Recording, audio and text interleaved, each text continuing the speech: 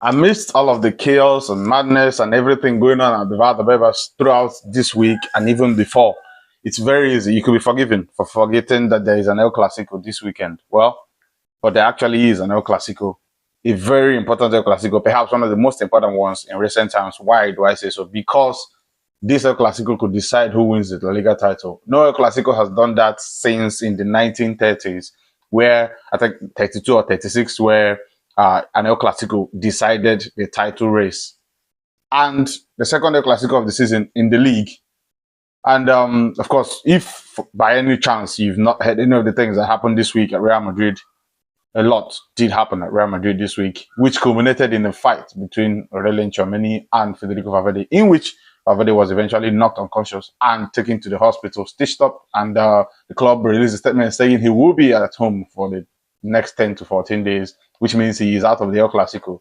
But Tchouameni will play, and the two players have now been fined €500,000 each, and they've apologized to the club, the fans, the staff, and everybody involved in every other thing that's happened in the club in the last week or so. And on the other side of this clash, Barcelona, very quiet week, which is a good thing. It can only be a good thing that you're going into a game with full focus and full concentration, as opposed to what happens on the other side. And coming into this game, Barcelona, all 17 of their 17 La Liga games so far this season, wins. They've not dropped any points at home this season since returning to the Nou Camp following renovation works. Or the renovation works are still ongoing, but the key renovation works since returning to the La Liga, to the Nou Camp this season in the La Liga. They've won 17 over 17, and they are on a 10-game winning streak in La Liga. All this points to, a very, very sound victory for Barcelona. If Barcelona do not beat Real Madrid by up to 3 goals, by up to 3-goal margin, I'll be absolutely shocked because, like I said, you've heard the stats, you've heard the things I already mentioned. Barcelona go into this game as firm favorites, and understandably so. On the other side, like I said, Real Madrid in tantrums being thrown all over the place in disarray, honestly.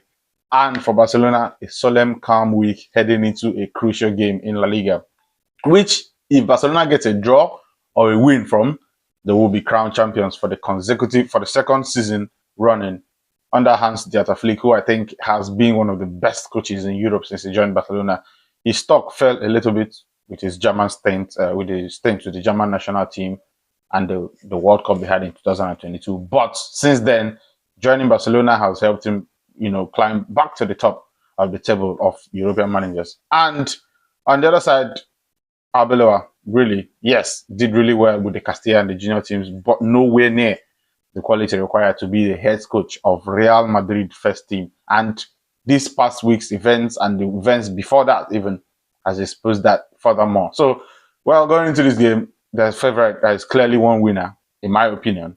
But if you beg to differ, of course, I want to hear your opinions. I want to hear your predictions. What do you think will happen at the Nou Camp tomorrow night when Barcelona play host to Real Madrid in the second El Clasico of the season? Mind you, there'll be a lot of goals in this one. Yes, you heard it from me. Because in the last 9 El Clasicos, there have been 45 goals, which is an average of 5 per game. So yes, you heard that from me. There will be a lot of goals. But who will score the most of the goals? Well, for Real Madrid, if it helps, Thibaut Courtois will be back after over 7 games out with an injury. So yes, maybe he will save a lot of those chances. But I still expect Barcelona to come out on top in this one. Thank you very much for watching.